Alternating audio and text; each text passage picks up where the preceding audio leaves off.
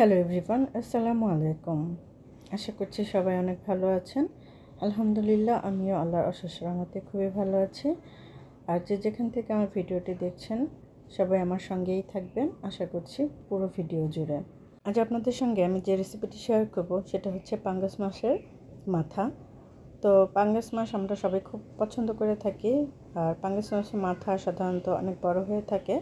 তো বাজার থেকে যখন মাছটা আনা হলো, আমি এভাবে প্রথমেই মাছটাকে একটু ভালো করে ধুয়ে তারপরে পানি ছড়িয়ে আমার যেদিন যে পরিমাণ লাগে আমি সেই পরিমাণ ভাগ করে রেখে দিই। তারপরে আমি মাছের মাথাটা সাধারণত সেদিনই রান্না করে নেওয়ার চেষ্টা করি।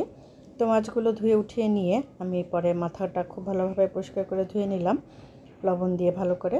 তারপরে একটি কড়াইতে আমি পেঁয়াজটা ভেজে নিলাম তেলের মধ্যে, তারপরে আদা রসুন দিয়ে সেটাও একটু ভেজে নিয়ে যাতে মশলাটা পুড়ে না যায় সেজন্য আমি এখানে সামান্য পরিমাণ পানি অ্যাড করে দিলাম। এখন এই পানির মধ্যে আমি একে একে হলুদ, মরিচ, লবণ, ধনিয়ার গুঁড়ো এবং জিরার গুঁড়ো সব কিছু দিয়ে খুব ভালোভাবে একটু কষিয়ে নেব। মাথাটাকে খুব ভালো করে ধুয়ে নিয়ে আমি কিন্তু হলুদ, মরিচ, লবণ এবং লেবু রস দিয়ে মাখিয়ে নিয়েছিলাম। তারপরে মশলাটা যখন খুব ভালোভাবে কষানো হয়ে যাবে সেই পর্যায়ে আমি এর সঙ্গে 3 থেকে 4 কাপের মতন পানি দিয়ে দিলাম। এখন এই পানিটাকে মশলার সঙ্গে খুব ভালোভাবে আমি একটু জাল করে নেব বা ফুটিয়ে নেব। তারপরে আমি সেই মশলা মেখে রাখা মাথাটা এর মধ্যে দিয়ে দিলাম।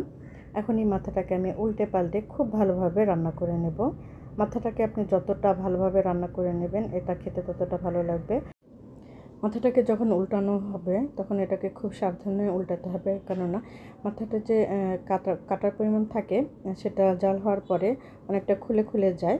তাই আমি এটাকে খুব সাবধানে বারবারই খুব সাবধানে এটা নেড়ে দিচ্ছিলাম যাতে কোনোভাবেই মাছের মাথাটা ভেঙে না যায় বা কাঁটাগুলো বের হয়ে না যায়, তাহলে দেখতে কেমন যেন ভালো লাগে না। তারপর আমি এখানে কাঁচামরিচ দিয়ে দিলাম। আমার রান্না অলমোস্ট শেষের দিকে। কাঁচামরিচ দিয়ে দিলাম এবং এই ঝোলটা যখন একদম মাখো মাখো হয়ে আসবে ঠিক সেই পর্যায়ে আমি এই মাথাটাকে বা এই তরকারিটাকে আমি নামিয়ে ফেলবো। আমার মতন করে এভাবে মাথা কে কে রান্না করে থাকেন প্লিজ কমেন্ট করে জানাতে পারেন, অথবা অন্য কে কীভাবে রান্না করে থাকেন সেটাও জানাতে পারেন, তাহলে আমি আপনাদের কাছ থেকে রেসিপিটা নিয়ে হয়তো শিখে যাব। যাই হোক, আমার রান্না অলমোস্ট শেষের দিকে এবং আমি মাথাটাকে নামিয়ে নিলাম। এই হলো আমার রান্নার ফাইনাল লুক। কেমন হলো অবশ্যই জানাবেন।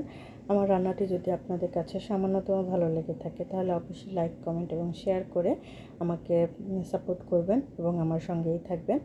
এই পর্যন্ত যারা আমার সঙ্গে ছিলেন তাদেরকে অসংখ্য ধন্যবাদ জানাচ্ছি। আজ এখানেই শেষ করছি। সবাই ভালো থাকবেন এবং সুস্থ থাকবেন। আসসালামু আলাইকুম।